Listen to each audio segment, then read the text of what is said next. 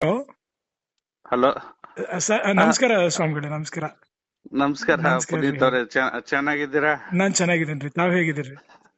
ಆರಾಮಾಗಿದ್ದೀವ್ರಿ, ನಾನ್ ಆರಾಮಾಗಿದ್ದೀವಿ. ಖಂಡಿತ ಬರ್ತೇನ್ರಿ ಮಠಕ್ಕೆ. ಒಂದೊಂದ್ಸಲ ಗುಲ್ಬರ್ಗಾಗ್ ಬಂದಾಗ್ರಿ ನಿತಿನ್ ಅವ್ರಿಗೆ ಹೇಳ್ಬಿಟ್ರಿ, ನಿಮ್ಮ ಇಲ್ಲಿಗೆ ಬಂದಿದಾರಲ್ಲ ಅವ್ರಿಗೆ ಹೇಳ್ಬಿಟ್ಟು ನಾನು ಒಂದ್ಸಲ ಖಂಡಿತ ಬಂದ್ ಹೋಗ್ತೇನ್ರಿ. ಹೌದ್. ಹಾ ಅಪ್ಪಾಜಿ ಅವರು ಡೆಲ್ಲಿ ಒಳಗ್ ಭೇಟಿಯಾಗಿದ್ರಿ ಮೊದಲು. ಹಾ ಹಾ ಹಾ ಹಾ. ರೇವಣಸಿದ್ದೇವರ ಮನೆ ಒಳಗೆ ಅವ್ರ ಪಾಲ್ಕೆ ಪ್ರಶಸ್ತಿ ಸಿಕ್ಕ ನಂತರ ನಮ್ದೇ ಫಸ್ಟ್ ಅವತ್ತು ಸನ್ಮಾನ ಅವ್ರದ್ದು. ಹಾ ಇದು ಬಂದು ಗೊತ್ತು ಗೊತ್ತು. ಇದು ಹಾ ಗೊತ್ತ್ರಿ. ನಾನು ಇದ್ದೆ ಅವಾಗ, ಬಟ್ ನಾನ್ ಬಂದಿರ್ಲಿಲ್ರಿ ರೇವಣ್ ಸಿದ್ದೇವ್ರ ನೀವು ಮನೆಗೆ. ಬಂದಿರ್ಲಿಲ್ಲ, ಅದೇ ಹಾ ರೇವಣಸಿದ್ದೇವ್ರ ಮನೆಗೆ ಬಂದಿರಲಿಲ್ಲ, ತಾವೆಲ್ಲ ಹಾ. ಮಾರ್ಕೆಟ್ಗೆ ಹೋಗಿದ್ದಾರೆ ಅಂತ ತಿಳ್ಕೊಂಡು ಹೌದು ಹೇಳಿದ್ರು. ಹೌದು ಹೌದ್ರಿ. ಹೌದು. ನೀವು ಭಗವಾನ್ ಅವರು, ನೀವು ಹೌದು ಬಂದಿರ್ಲಿಲ್ಲ. ಹೌದು ಹೌದು. ಅದೇ ಬಂದ್ ಫಸ್ಟ್. ಹೋಗ್ತೇನ್ರಿ ಒಂದ್ಸಲ, ಅಲ್ಲಿಗೆ ಬಂದಾಗ ನಾನು ಖಂಡಿತ ಬಂದ್ ಅಲ್ಲ, ಹೋಗ್ತೇನ್ರಿ. ಅವಾಗ ಬಂದಾಗ ಅವ್ರಿಗೆ ಒಂದ್ ಮಾತು ಹೇಳಿದೇವ್ರಿ ನಾವು ಡೆಲ್ಲಿ ಒಳಗ.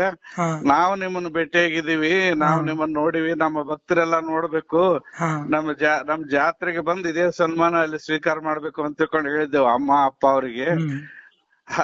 ಅವ್ರು ಬಂದು ದೊಡ್ಡ ಜಾತ್ರೆ ಒಳಗೆ ಸತ್ಕಾರ ಸ್ವೀಕಾರ ಮಾಡಿ ಹಾಡಿ ಕುಣಿದು ಬಹಳ ಆನಂದ ಕೊಟ್ಟು ಹೋಗಿದ್ರಿ ಅವತ್ತ.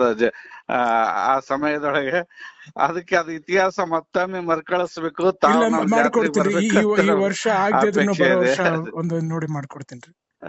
ಆ ಇತಿಹಾಸ